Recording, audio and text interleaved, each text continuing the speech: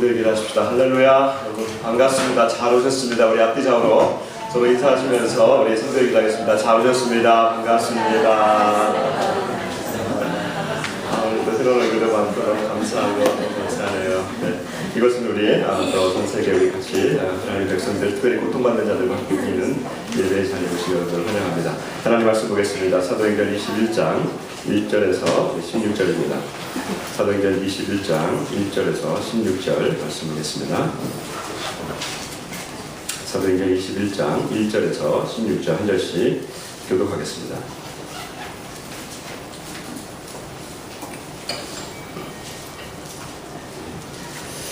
자, 제가 먼저 읽겠습니다. 우리가 그들을 작별하고 배를 타고 바로 고스로 가서 이튿날 로도에 이르러 거기서부터 바다나로 가서 의인에게 건너가는 배를 만나서 타고 가다가 구브로를 바라보고 이를 왼편에 두고 수리아로 항해하여 두로에서 상륙하니 거기서 배의 짐을 풀려 함이로라.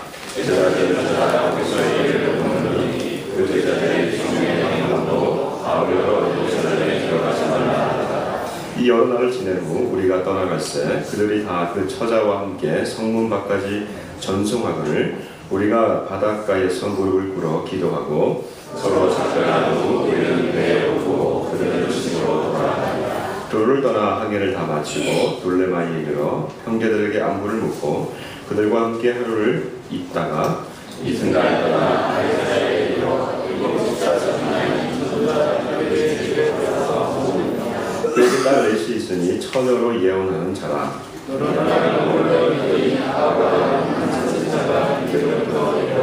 우리에게 와서 바울의 띠를 가져다가 자기 수족을 잡아매고 말하기를 성령이 말씀하시되 예루살렘에서 유대인들이 이같이 이 띠 인자를 결박하여 이방인의 손에 넘겨주리라 하거늘 우리가 보고 그것을 하나님과 더불어 바울에게 예루살렘으로 따라가자 하니 바울이 대답하되 여러분이 어찌하여 울어 내 마음을 상하게 하느냐. 나는 주 예수의 이름을 위하여 결박당할 뿐 아니라 예루살렘에서 죽을 것도 각오하였노라 하니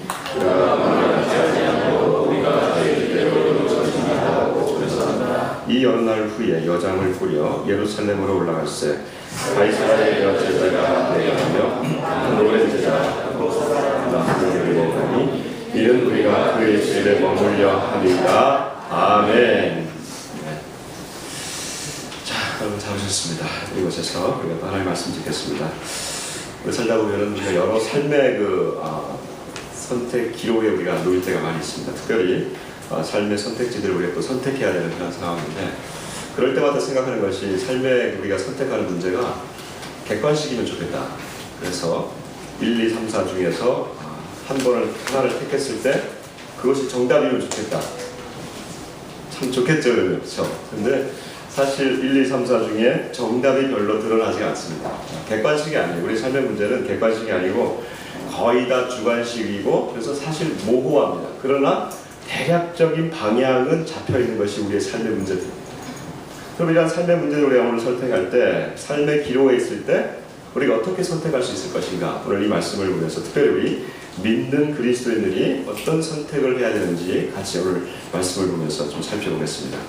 자, 말씀을 볼 때 우리 좀 PPT가 준비됐으면 좀 다시 좀 보여주시죠. 이제 바울의 전도여행을 좀 보면서 제가 다시 한번 좀 말씀을 드리겠습니다. 3차 전도여행을 하면서 오늘 이 모든 여정을 마치면서 예루살렘으로 돌아가는 그런 장면입니다. 여러분 우리 계속적으로 이제 보시게 되는데 아마 이제 이게 거의 이제 마지막으로 오늘 보게 될 것 같아요. 이제는 예루살렘으로 들어가게 되는 장면입니다. 오늘 성경에 보니까 지난주에 우리 밀레도에서 에베소에 있는 장로들과 함께 이제 허그를 하고 모든 것을 마치고 돌아왔습니다. 그리고 이제 오늘 성경에 보니까 앞에 보니까 고스라고 하는 요 지역, 항구 지역이죠. 그 다음에 이 로도라고 하는 요 또 항구 지역이죠. 그 다음에 아까 읽었던 바다나 이렇게 이제 그 옛날이니까 지금 2000년 전이니까 지금 이제 이 항해를 길게 못 하는 것 같아요. 그래서 이렇게 짧게 하고 그리고 여기서 이제 긴 항해를 하게 됩니다. 키프로스, 오늘 성경에 보니까 구브로라고 나와 있는데 이게 키프로스입니다. 오늘날에 이 구브로를 왼편으로 한다고 했으니까 요쪽으로 지나갑니다. 네. 여러분 여기 보세요. 바보. 네. 바보 섬입니다. 이거 파포스라고 하는 겁니다. 파포스라고 하는 섬입니다. 자, 바다라를 지나서 오늘 가서 이제 오늘 두로라고 하는 요 곳에 머물게 되고요. 그 다음에 가이사라라고 하는 이곳에서 오늘 머물게 됩니다. 자, 뭐 여기 지역은 그냥 살짝 지나가겠습니다. 그냥 지나갔고요. 오늘 성경에 나와 있는 두 사건이 일어나는데, 한 사건이 두로에서 일어나고 또 한 사건이 가이사라에서 일어납니다. 그래서 이제 마지막에 보니까 예루살렘으로 들어가는 장면으로 이제 바울의 전체 3차 전도 여행이 아주 긴 한 10여 년 전에 10여 년 동안 1차, 2차, 3차를 했는데 요 모든 기간을 끝내고 이제 예루살렘으로 들어가는 이 장면입니다. 오늘 이제 마지막 장면에 있습니다. 자, 그러면 요 두 가지 장면을 보면서 오늘 요 두로와 가이사라 지역을 좀 보겠습니다. 동일한 사건입니다. 동일한 사건이 꺼주세요. 두로에서 일어난 사건과 그 다음에 이 가이사라에서 일어난 이 동일한 비슷한 사건이 어떻게 일어났고 그 다음에 어떻게 이 바울이 행동하는지 우리가 좀 살펴보겠습니다. 자, 그러면 먼저 4절 다시 한번 읽어보면서 두로의 첫 번째 사건 우리가 좀 보겠습니다. 4절 같이 한번 읽어봅니다. 우리 3절 4절 같이 한번 읽어볼까요? 자, 3절 4절 시작. 그물을 바라보고 이를 왼편에 두고 수리하러 하여 두로에서 정륙하니 거기서 그의 짐을 분량하리로라. 제자들을 찾아 거기서 이내를 거두더니 그 제자들이 성령의 감동으로 바울로 예루살렘에 들어가지 말라 하더라. 아멘. 자, 이 지금 보니까 두로라고 하는 곳에 머물렀습니다. 그리고 이 두로라고 하는 곳은 이제 한국에서 굉장히 큰 도시인데, 그 당시에 한국 도시인데, 이 두로에서 머물다 보니까 한 7일을 머물러야 될 것 같아요. 배를 이제 지금 환승하면서.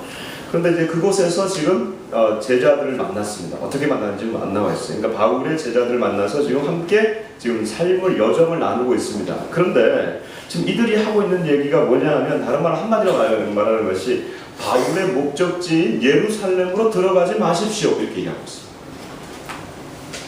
그런데 지금 바울은 예루살렘으로 들어가려고 하고 있습니다. 자, 그러면 지금 예루살렘으로 가지 말라라고 하는 이 두로의 제자들과 예루살렘으로 들어가려고 하는 이 바울의 이 상황과 도대체 무슨 이유이기 때문에 각각 이유가 있는데, 한 사람은 들어가려고 그러고 한 사람은 이 한쪽에서는 들어가지 못하게 하는 이러한 일이 어떻게 일어나느냐. 그럼 먼저 들어가려고 하는 사람, 먼저 이 바울의 상황을 좀 보십시다. 이 바울이 왜 지금 이 예루살렘으로 들어가려고 그러냐? 그러면 여러분, 제가 다시 한번 정리해드립니다. 예루살렘이라고 하는 것이 도대체 어떤 지역이기에 지금 이 바울이 들어가려고 하는 것이냐? 여러분, 바울이 들어가려고 하는 이 예루살렘, 잘 아시겠습니다만은 이 이스라엘, 그 당시 유대인들이 살고 있는 이 이스라엘의 수도였습니다. 정치적인 수도요, 종교적인 수도가 이 바로 예루살렘입니다. 예루살렘이라고 하는 곳에서 예수님께서 마지막에 십자가에서 달려 돌아가신 곳이 바로 이 예루살렘입니다. 그리고 예수님께서 부활하신 곳도 이 예루살렘입니다. 그리고 예수님께서 이 승천하신 하늘로 올라가신 곳도 바로 이 예루살렘입니다. 그리고 예수님께서 올라가시기 전에 말씀하셨어요. 제자들에게 너희가 몇 날이 못되어 성령을 받으리라고 하셨던 곳도 바로 이 예루살렘이었어요. 말씀 그대로 이 예루살렘에서 성령을 받아서 제자들이 나가서 전도한 것도 바로 이 예루살렘이었고, 그 전도를 말미암아 사람들이 하루에 3,000명, 어떨 때는 5,000명이 와서 예수를 믿게 된 역사적인 초대교회가 생겨난 것도 바로 이 예루살렘이었어요. 그리고 예수님께서 말씀하셨을 때 너희가 성령을 받고, 따라합시다. 외워봅시다. 자, 외워봅니다. 시작. 오직 너희가 성령을 받고 예루살렘과 온 유대와 사마리아와 땅끝까지 이르러 내 증인이 되리라 하시니라. 아멘. 예루살렘에서부터 시작된 이 복음의 역사가 유대와 사마리아와 더 위쪽 지역인 이 안디옥 교회까지 올라가게 되고요. 이 안디옥 교회가 탄생함으로써 아까 말씀드렸던 이 바울과 바나바가 3차 전도여행까지 하게 되는 놀라운 역사가 시작되는 곳이 바로 이 예루살렘이었습니다. 그런데 지금 이 바울이 이제 3차 전도여행을 하면서 이 땅끝까지 간, 지금 다시 말하면 이 유대인이 아닌 다른 이방인들, 유대인이 아닌 다 모든 사람들 이방이라고 그러는데, 이 이방인 가는 곳곳마다 하나님 나라를 전파했어요. 그랬더니 그 결과로 교회가 생겨납니다. 데살로니가라고 하는 지역에서도 교회가 생겨나고, 고린도라고 하는 교회도 생겨나고, 빌립보 지역에서도 교회가 생겨납니다. 근데 그 즈음에 바울이 나올 때쯤에 이제 3차 전쟁을 마지막 할 때에 예루살렘에서 흉년이 들며 큰 어려움이 생겨나요. 그러니까 이 교회들이 모교회가 어려워졌다 그러니까 교회들마다 이 바울이 가는 곳마다 이 돈을 걷습니다. 즉 오늘 말하는 헌금이에요. 헌금을 해서 지금 바울 일행에다가 줍니다. 그럼 바울이 지금 가지고 있는 것이 큰 돈이에요. 이 돈을 가지고 지금 예루살렘 교회로 가는 거야. 그러니까 바울이 지금 1차적으로 예루살렘으로 올라가야 되는 이유는 이 돈을 헌금을 하기 위해서, 이 헌금을 전달해 주기 위해서 먼저 첫 번째 이유가 있고요. 그러니까 사실 잘 생각해 보면 바울은 예루살렘이 목적이 아니에요. 우리가 그 앞장에서도 쭉쭉 보았는데 19장에 보면 바울이 이 어디로 가기를 원하냐면 예루살렘을 거쳐서 그 다음에 내가 로마로 가리라. 제가 아까 말씀드렸던 여기가 예루살렘이면 저 끝에 있는 유럽, 저 밑에 있는 유럽, 남유럽에 있는 끝에 있는 로마로 가서, 로마서에 보면 또 그가 거기서 더 옆으로 서쪽으로 가서 스페인, 오늘날 스페인까지 가게 되는 거예요. 그러니까 사실은 이 바울이 지금 1차적으로 가고 올라가고 있지만 나중에 스페인까지 올라가고 싶은 그러한 여정 가운데 있어요. 이게 지금 바울이 가고 싶어하는 그런 이유입니다. 자, 그러면 아까 가지 말라라고 한 사람들이 있어요. 지금 그 가지 말라라고 하는 사람들은 도대체 왜 가지 말라 그러냐? 4절 보니까 이 두로에서 제자들이 가지 말라 그래요. 근데 뭐 때문에 가지 말라라고 얘기하고 있습니까? 4절 보니까 제자들이 무엇의 감동으로? 성령의 감동으로 예루살렘에 들어가지 말라라고 그래요. 자, 첫 번째 예루살렘에 들어가지 말라고 하는 것은 성령의 감동이었습니다. 이 바울이 이 사건을 그냥 잘 무마시킵니다. 나는 가야 됩니다. 그래서 1차의 그 두로의 사건에서는 마무리를 됐어요. 그럼 이제 그 다음 장면으로 넘어가 보십시다. 그 다음 장면 아까 말씀드렸던 이 가이사라라고 하는 곳에 이르렀어요. 이 가이사라에서도 동일한 사건이 일어납니다. 어떤 사건이냐? 예루살렘으로 들어가지 말라라고 하는 사건이 일어나요. 근데 이 두로에서는 그냥 제자들을 그냥 잘 무마시켰는데 이 가이사라에서는 이것을 무마시키기가 굉장히 어려운 상황이 됐어요. 왜 그러냐면 영적 거장이 2명이나 출연합니다. 자, 먼저 한번 읽어보십시다. 어떤 사람이냐면요, 8절, 9절 이거 한번 읽어봅니다. 8절 9절 시작. 이튿날 떠나 가이사라에 이르러 7 집사 중 하나인 전도자 빌립의 집에 들어가서 머무니라. 그에게 딸 넷이 있으니 처녀로 예언하는 자라. 아멘. 가이사라에 들어갔어요. 가이사라도 굉장히 그 당시에 큰 도시입니다. 두로 밑에 있는 도시인데 이곳에 갔더니 누구를 만났냐면, 여러분 아주 우리 눈에 익숙한 한 사람이 나옵니다. 그 사람이 누구냐면 빌립이에요. 자, 빌립 누굴까요? 예수님의 제자도 빌립이 있습니다. 그다음에 이 사람은 누굴까요? 그러면 예수님의 제자는 아닌데, 그래요, 잘하셨어요. 7 집사 중에 한 명입니다. 초대교회가, 예루살렘 교회가 이게 점점 많아지니까 집사를 뽑아야겠다 해가지고 그 중에 7명을 뽑습니다. 7명 중에 여러분이 잘 아는 최초의 순교자가 나옵니다. 그 사람이 누굴까요? 스데반이라고 하는 사람이에요. 이 스데반이 죽었어요. 이 스데반이 환란을 통해 가지고 스데반이 순교를 당하니까 예루살렘에서 드디어 유대인들의 반격이 일어나기 시작합니다. 그때부터 이 빌립 집사도 이제 흩어지면서 전도하게 됩니다. 이게 무려 벌써 몇 년 전이냐? 이 사건 이전에 무려 20년 전입니다. 20년 동안 이 빌립이 지금 이쪽 가이사라로 넘어와가지고 있는데 아마 그 사이에 결혼한 것 같아요. 아주 행복한 가정을 이뤘어요. 딸을 4명이나 낳았어요. 딸 4가정 행복한 가정일 거라 저는 생각합니다. 근데 이 딸이 참 불행한 게 지금 아무도 결혼을 못했어. 이게 왜 그럴까요? 그 당시 딸이 결혼을 하면 유대인 남자를 만나야 되는데, 유대인 남자를 만나면 아마 이게 유대인으로 유대교를 개종을 해야 되기 때문에 이 그리스도인으로서 신앙을 못 가지니까 아마 처녀로 그냥 계속 있는 것 같아요. 근데 또 하나 보니까 예언을 하는데요. 그러니까 굉장히 이 가정이 굉장히 영적인 가정이죠. 이 빌립도 그가 나중에 보니까 그 전에 보니까 이디오피아 네시아에게 갈 때 성령이 그로 하여금 가라 하니까 그냥 이디오피아 네시아가 말씀을 읽고 있는데 그냥 간 거예요. 거기서 전도하는 거예요. 그러니까 이 빌립도 얼마나 이 성령에 민감한 사람입니까? 이 영적 거장을 빌립을 만났어요. 그러니까 두 번째 또 한 사람을 만나는데 이 사람이 누구냐면 아가보라고 하는 사람인데, 이 사람은 정말 영적인 거장이에요. 나와 있진 않지만. 같이 한번 보십시다. 10절, 11절, 12절 같이 한번 읽어봅니다. 10절, 11절, 12절 시작. 여러 날 머물러 있더니 우리에게로 와서 바울의 길을 가다가 성령이 말씀하시되 예루살렘에서 유대인이나 우리가 하거늘. 아멘. 아가브라고 하는 영적 거장이 나타납니다.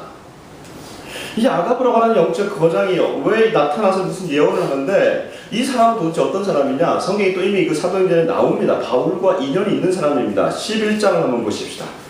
벌써 이 11장이니까 벌써 한 20년이 조금 안 되는 그런 상황입니다. 27절부터 읽어봅니다. 27절부터 30절까지 교독하겠습니다. 제가 27절 읽습니다. 21장.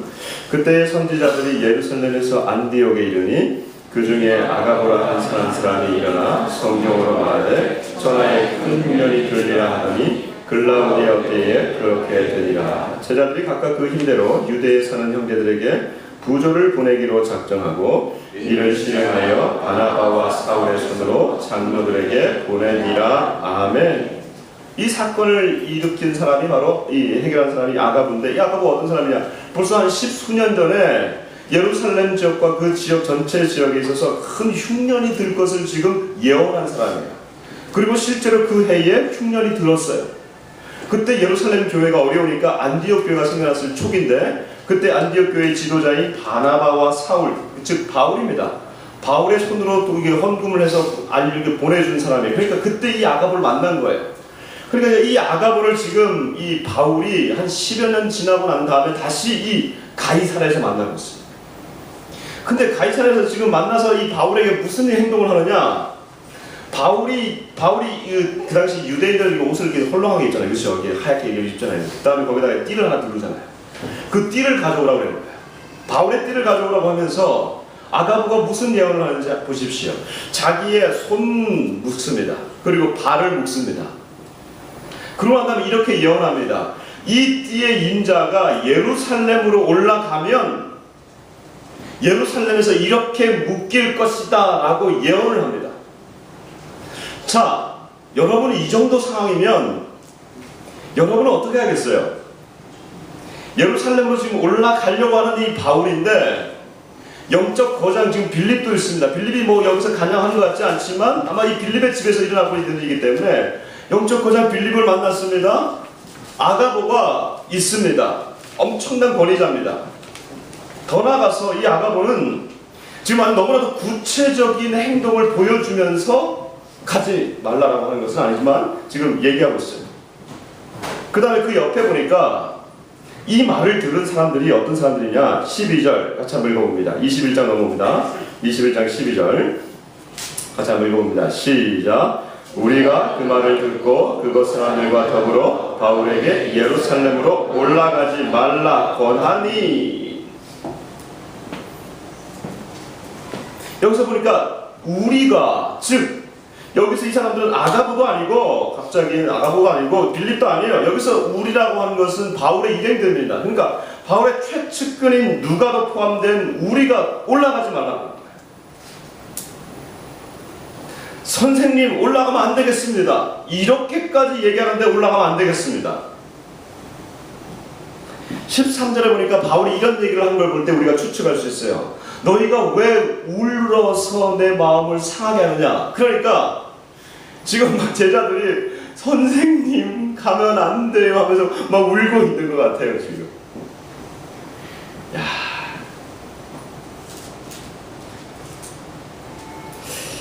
여러분이면 지금 이 상황에서 어떻게 하시겠어요?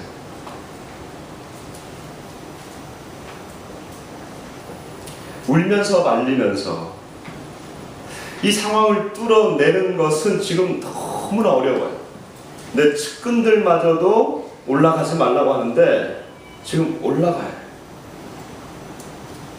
어떻게 보면 지금 성령도 말리는데 어떻게 올라가야 돼요? 제가 이렇게 얘기했습니다. 지금 성령도 말리는데 올라가야 된다고 했어요. 근데 제가 다시 한번 질문 드립니다. 정말 성령께서 지금 말리고 있습니까? 성령이 지금 말리고 있습니까? 아니면 사람들이 말리고 있습니까? 여러분 정확하게 오늘 이 본문을 잘 보셔야 됩니다. 우리가 이것을 볼 때요, 바울에게 말한 성령과 그 다음에 사람들이 성령의 감동함으로 받은 메시지를 우리가 잘 구분해야 돼요. 먼저 우리 4절 다시 한번 돌아봅니다. 그런 그 구분을 가지고 4절 보니까 두로에서는 이렇게 얘기했어요. 제자들이 성경에 보니까 4장 다시 한번 읽어봅니다. 4절 시작. 제자들을 찾아 거기서 이래를 머물더니 그 제자들이 성령의 감동으로 바울더러 예루살렘에 들어가지 말라 하더라. 여기는 분명히 성령의 감동으로 되어 있어요. 그러니까 성령이 만드시는 것 같아요. 가이사라로 넘어가 봅시다. 가이사에서는 뭐라고 얘기하는지 11절을 가서 한번 읽어봅니다. 11절 시작. 우리에게 와서 바울의 띠를 가져다가 자기 수족을 잡아매고 말하기를 성령이 말씀하시되 예루살렘에서 유대인들이 이같이 이 띠 인자를 결박하여 이방인의 손에 넘겨주리라 하거늘 라고 얘기하고 있습니다. 자, 여러분 잘 보십시오. 11절에서 지금 성령께서 올라가지 말라고 합니까? 아니면 다른 얘기를 하고 있습니까? 올라가면. 성령께서 말씀하시면 이렇게 얘기합니다. 예루살렘에서 네가 올라가면 너를 묶고 너를 결박할 것이다. 환난이 있을 것이다 라고 말해요. 그렇죠? 네. 여기서 말하고 있는 것은 올라가지 말라라고 말하는 것이 아닙니다.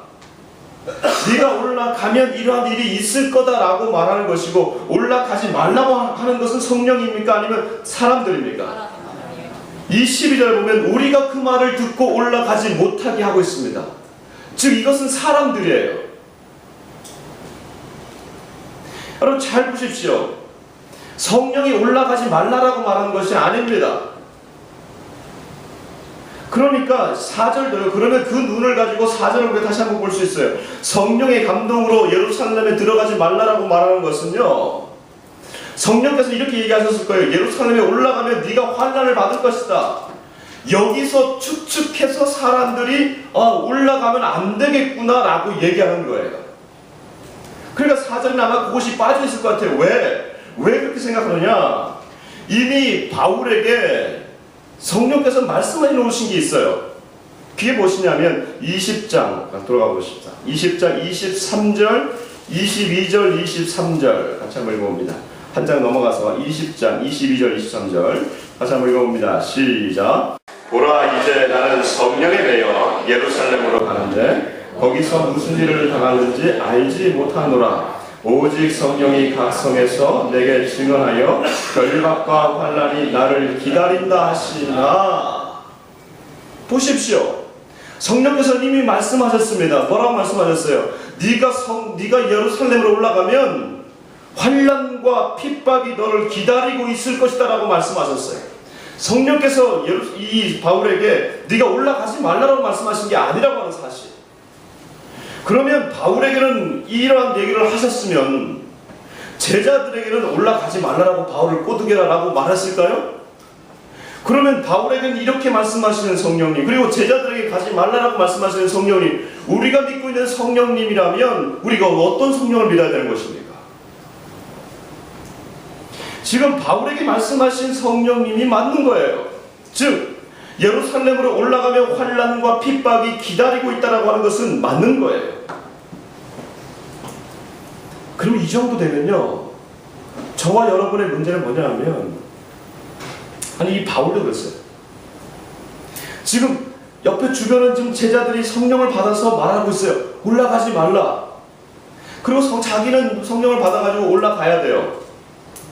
근데 이 성령을, 자기한테 말하는 성령을 다른 사람들이 말하지 않기 때문에 나만 살짝 마음을 바꾸면 돼요. 무슨 말인지 아시겠어요? 네. 내가 굳이 아까 말씀드렸어요. 내가 예루살렘에 올라갈 필요가 없어요. 왜냐하면 그 돈을 내가 줄 필요는 없잖아요. 자기가 삥땅한다는 게 아니라 다른 제자들에게 줘서 예루살렘의 교회에다가 주면 되는 거예요. 그리고 나는 또 다른 목표가 있어요. 어디? 로마나 스페인으로 서바나 가면 되는 겁니다. 이런 상황이요, 저와 여러분은 사회상 우리 가운데 많이 펼쳐져요. 교묘하게 펼쳐집니다. 우리에게 하나님이 주신 마음, 거룩한 마음이요. 근데 이 거룩한 마음은 아까 말씀드렸죠. 1번, 2번, 3번, 4번 객관식이 아니에요. 그냥 거대하게 그냥 이런 큰 방향들만 하나님이 말씀해 주실 때가 너무나 우리 삶에 많아요. 그래서 내가 하나님 이런 음성을 내가 듣지 못했어요. 대략적으로 알고 있습니다.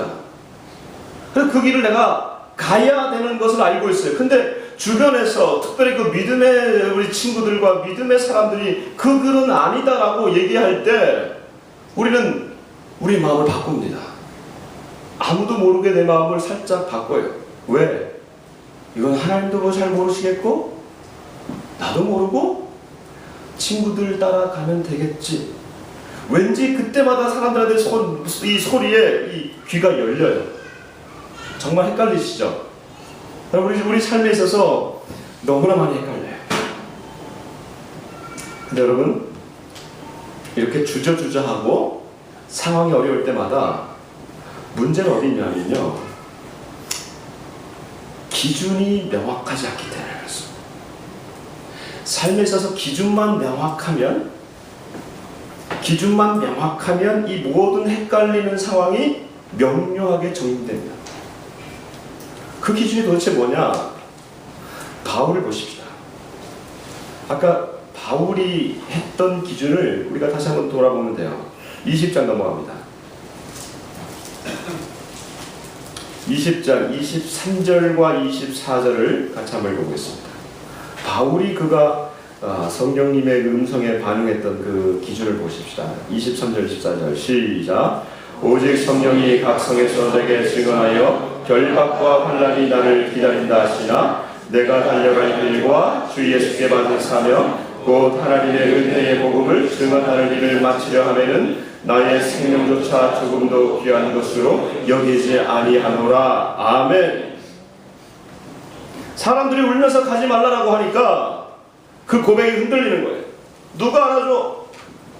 나 하나 바꾼다고 누가 알아줘? 무슨 큰 차이가 있겠어?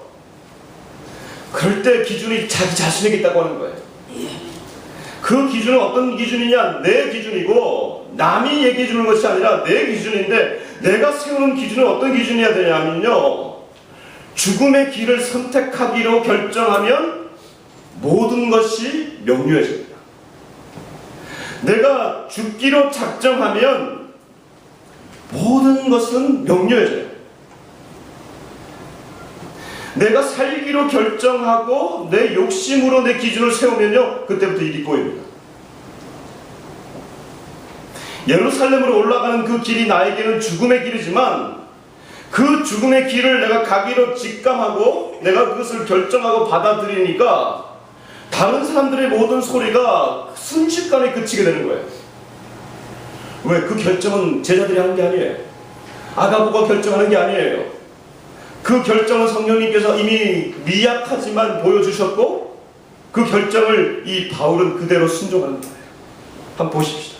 다시 한번 보십시다. 13절 14절 21장 13절 14절 같이 한번 봅니다. 같이 한번 읽어봅니다. 시작. 바울이 대답하되 여러분이 어찌하여 그런 내 마음을 상하게 하느냐? 나는 주 예수의 이름을 위하여 결박당할 뿐 아니라 예루살렘에서 죽을 것도 각오했노라 하니 그가 고난을 받지 아니하므로 우리가 주의 뜻대로 이루어지리라 하고 그쳤노라. 아멘. 보세요. 죽음의 길을 선택할 때에 내가 죽을게. 사람들이 난리 칩니다. 선생님 가면 안 됩니다. 바울 네가 가버리면, 동역자인 바울 네가 가버리면 이 수많은 교회가 어떻게 되겠느냐 라고 얘기할 때 바울이 이렇게 얘기합니다. 내가 이 길을 가기로 선택했다. 내가 죽음의 길이지만 내가 죽을게 하니까 모든 상황이 정리가 되버려요. 막 떠들던 사람들도 그 주의 뜻대로 이루어지이다 하면서 그냥 한순간에 상황이 종료가 되버려요. 내가 헷갈리고 있는 부분이 있을 때 여러분, 문제 출발점은요 어디에 있냐면, 잘 여러분 자신을 돌아보십시오. 내 속에 내 욕심으로 이러한 일들이 일어나고 있지 않느냐. 내가 더 가지려고 할 때 여러분 문제가 생겨날 수 있을 거예요. 더 좋은 직장이나 더 좋은 자리로 옮기려고 할 때, 아니면 내가 이곳에 있으면 내가 드러나지 못해 라고 할 때, 그래서 어떤 일들을 선택하려고 할 때 그때마다 친구들이 얘기할 겁니다. 야, 맞아. 그러면 우리 귀가 그에 열리게 돼 있어요. 내가 죽음의 길을 가려고 선택하려고 할 때 여러분 친구들은 이렇게 얘기할 거예요. 그건 아니지. 그때 여러분 또 왠지 모르게 우리 귀가 확 열려요. 그러면서 자기 합리화가 되어버립니다. 여러분, 자기 합리화라고 하는 것은 우리가 선택할 때 내 일을 선택해야 되나, 그렇죠? 내가 이것을 선택하기로 했을 때 뭔가 근거가 있어야 되는데 이게 내 자기 합리화예요. 이 합리화는 뭐냐? 자기의 욕심으로 합리화했을 때 그 합리화는 파멸로 가면서 빠졌어요. 그럼 내가 죽음의 것을 내가 선택했을 때에 이 합리화는 올바른 합리화예요. 여러분, 욕심으로 선택할 때 제가 이 욕심하면 항상 생각되는 단어가 그 사건이 하나 있어요. 현상인데, 현상은 아니고 제가 본 영상이 하나 있는데, 이 영상이 아니라 진짜 실제 사건인데, 제가 이렇게 백화점 앞에서 여기 차를 타려고 여기 기다리고 있는데 한 비둘기가 이렇게 앉아 있는 거예요. 근데 이 찻길이잖아요. 그러니까 비둘기가 찻길이 많잖아요. 근데 이 찻길 바로 안쪽 라인에 이게 지금 먹은 부스러기가 좀 떨어져 있었던 것 같아요. 그러니까 얘가 그 안으로 들어가는 거예요. 내가 볼 때 위험하잖아, 찻길이니까. 저거 안 되는데 빨리 나와야 되는데 하는데 이놈이 더 앞쪽으로 들어가는 거예요. 왜? 거기 보니까 큰 덩어리가 하나 있거든. 큰 덩어리에 들어가는 거예요. 그때 제가 속으로 진짜 안 되는데 나와야 되는데 하는 순간 뭐가 있을까요? 기차가 아니고 버스가 그냥 퍽 하는 소리와 함께, 제가 그때 그 영상이 지금 한 2년 전인데요. 그 영상이 제한테 머리에 지워지지가 않는 거예요. 나와야 되는데 찾기에서 나와라 하는데 욕심을 따라서 걸어가다가 이놈이 나와야 되는데 나오지 못해서 결국은 이게 파멸로 나왔어요. 저 그 영상을 보면서 제가 얼마나 마음이 아픈지 몰라요. 여러분, 욕심으로 자기 합리화를 했을 때에 그 길은 자기도 죽을 뿐만 아니라 남도 죽이는 길이에요. 그러나 내가 죽음의 길을 선택했을 때 자기 합리화는요, 나를 살릴 뿐만 아니라 남을 살리는 길이라는 거예요. 왜 그렇습니까? 지금 이 바울의 이 상황이 누구를 연상시킵니까, 여러분? 예수님을 연상시키잖아요. 예수님께서 뭐라고 기도했습니까?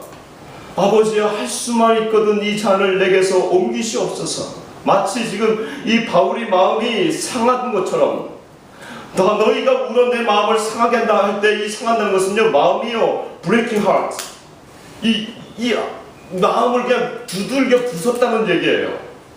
그러니까 바울도 지금 마음이 좀 주저주저 하고 있는 거예요. 내가 이 길을 가지 말자라고 하는 거예요. 너희가 왜 울어 마음을 상하게 하느냐 할 때 이 바울이 지금 그렇게 얘기하고 있는 것입니다. 그럼에도 불구하고 내가 죽음의 길을 가리라라고 선택했을 때에 예수님 보십시오. 아버지여, 이 잔을 내게서 옮기시옵소서. 그러나 내 뜻대로 마옵시고 아버지의 뜻대로 하옵소서. 아버지의 뜻대로 할 때에 예수님의 죽음이 헛죽음이었습니까? 예수님의 죽음이 예수님을 살릴 뿐만 아니라 바울을 살리고 저와 여러분을 살리는 이 죽음 아니었습니까? 그래서 내가 예수를 위해서, 복음을 위해서, 바울 보십시오. 내가 이 예수 이름을 위하여 결박당할 뿐만 아니라, 예수님이 이 성경 말씀하지 않았어요. 결박당할 건 얘기했어요. 내가 그러나 죽을 것도 각오했노라. 내가 죽음을 각오하는 그 결정에는요, 내가 살릴 뿐만 아니라 남을 살리는 결정이 되는 거예요.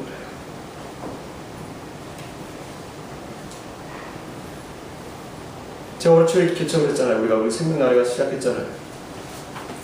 자, 개척을 하면서 떠오른 또 하나의 사건이 있었습니다. 사건이 떠올랐어요, 저한테. 재작년 말부터 이미 하나님께서 저에게는 새로운 마음을 주셨어요. 이 시대에 남과 북이 함께하는 새로운 유형의 교회를 시작하라고 하는, 그러니까 1번, 2번, 3번, 너 개척할래? 너 어디 갈래? 이런 게 아니라 그냥 하나님의 그 성령의 그냥 바람, 그게 큰 방향이에요. 근데 제가 여러분도 아시겠지만 제가 속해 있던 교회나 그다음에 제가 목회하고 있는 그 공동체는 그런 상황이 아니에요. 그것을 개척해야 되는 그런 상황이 아니에요. 그러니까 너무 어려운 상황이었어요. 그래서 그 상황에서 최고의 선택은 제가 무슨 개척을 하는 것이 아니라 한 교회를 이렇게 새롭게 시작하는 것이 아니라 그냥 이미 형성되어 있는 교회, 잘 세팅되어 있는 교회, 그곳에 가가지고 그곳에서 부드럽게 아름답게 목회하는 거였어요. 제 고민을 알고 있던 제 아주 친한 친구 목사님이 있었어요. 그 목사님이 제가 이 고민을 알고 이분이 그분이 알고 있는 유명한 신령한 목사님한테 기도를 부탁했어요. 근데 그 신령한 목사님에게 하나님이 이렇게 말씀해 줬다고 그 친구에게 얘기하고 그 친구가 저한테 얘기해 줬어요. 뭐라고 얘기했냐면 작년 중반이었어요. 녹화되면 안 되는데 이거. 작년 중반에 친구가 이렇게 얘기를 하더라고요. 올해 작년 중반에 그 시점을 해서 올해 말이면 한 목사에게 큰 교회 내지는 좋은 교회 여러 군데에서 그를 부를 것이다. 마치 아가모 같아요. 그래서 구체적인 행동 지침까지 주는 거예요. 그때 한 목사가 결정해야 될 것은 어떤 교회의 사이즈나 특별히 사례를 많이 주는 곳으로 가지 말아라. 얼마나 여러분 그 광야 정신을 혹하게 합니까? 아, 그렇구나. 근데 여러분 아시잖아요. 그게 아무리 이게 하나님의 길인가 보다라고 생각하더라도 하나님이 나한테 주신 마음이 있잖아요.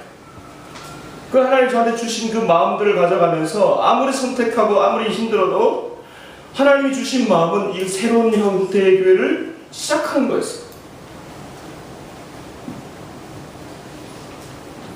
그때 제가 죽기로 작정하는 건 뭐가 하나님 앞에서 나의 행동과 앞으로 펼쳐질 이 시대의 모든 행동 가운데 뭐가 하나님 앞에서 올바른 길이고 뭐가 이 예수님의 방법일까?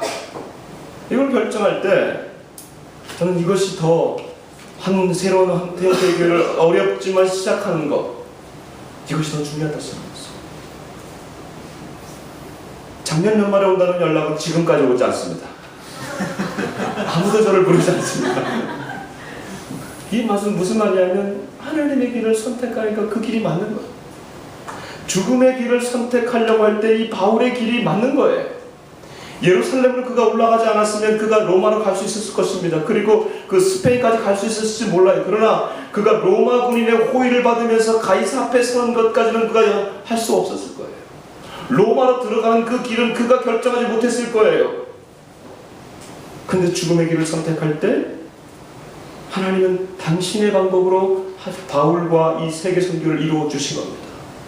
나의 선택이 어떻게 되는 것이냐. 여러분의 선택지 가운데 정말 막 떠오를 겁니다. 이것도 떠오르고 이것도 떠오르고 할 때에 내가 정말로 이 선택을 할 때 생명을 위해서 내 자신을 내려놓을 수 있느냐, 복음을 위해서 내 자신을 내려놓을 수 있는 선택이냐.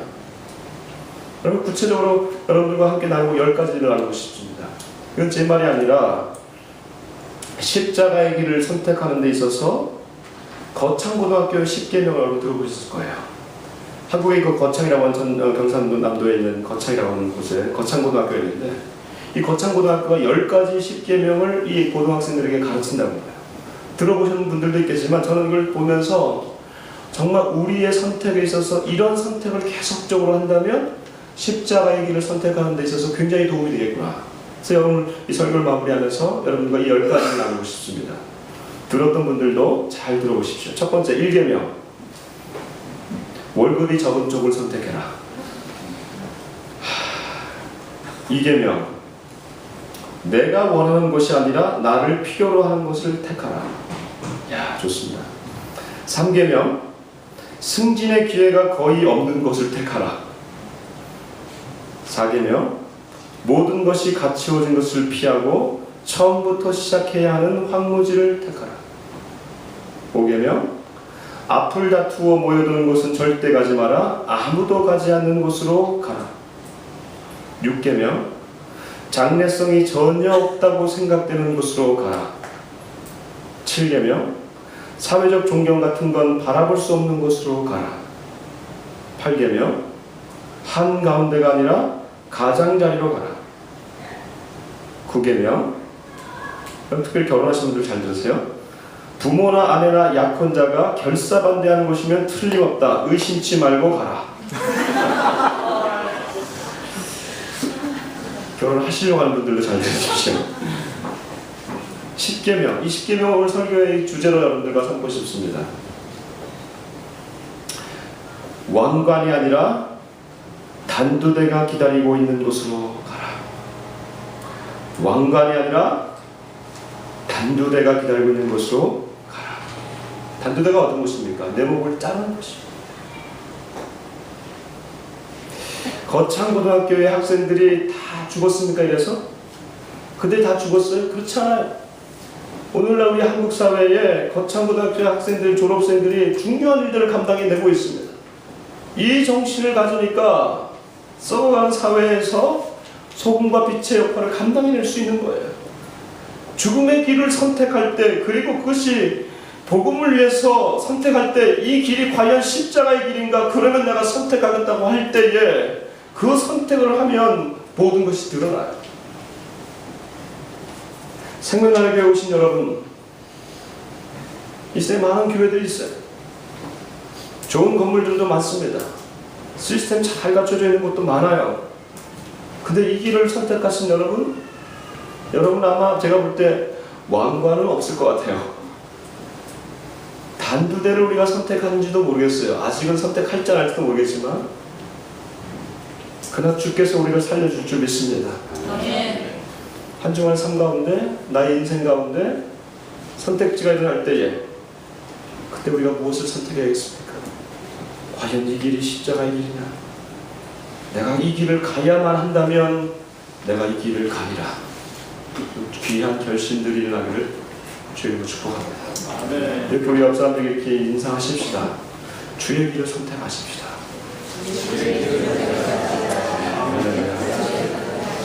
그래요. 우리 찬양하면서 하나님 앞에 나가겠습니다. 다 같이 나가셔서 우리 이 말씀 생각하시면서 우리 찬양하십시다. 주님 가신 그 길